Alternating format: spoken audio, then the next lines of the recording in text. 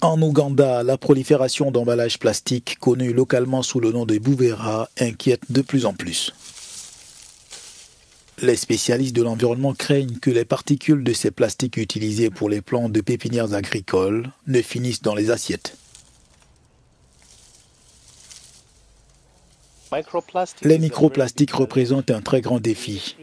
Nous avons tellement de plastique et cela s'explique par le fait qu'il y a tant d'usines et d'industries d'embouteillage d'eau, de jus de fruits et de boissons énergisantes qu'elles transforment beaucoup de plastique.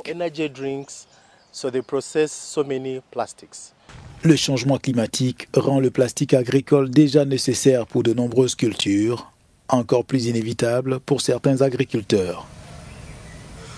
Les microplastiques sont créés lorsque de gros plastiques présents dans l'environnement se décomposent en morceaux de plus en plus petits.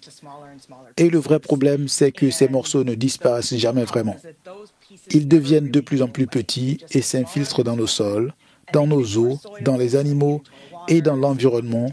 Et ils s'infiltrent aussi en nous. Les recherches montrent que les microplastiques altèrent les écosystèmes, mais surtout terminent dans le corps humain. Nous savons que les microplastiques sont présents dans notre corps, dans nos poumons, dans notre cerveau et qu'ils ont été trouvés à différents endroits. Les recherches se poursuivent pour déterminer leur impact.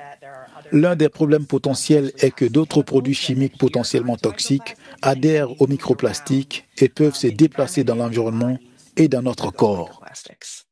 Selon l'ONU, les sols sont les principaux récepteurs des plastiques agricoles. Et des études estiment que les sols sont plus pollués par les microplastiques que les océans.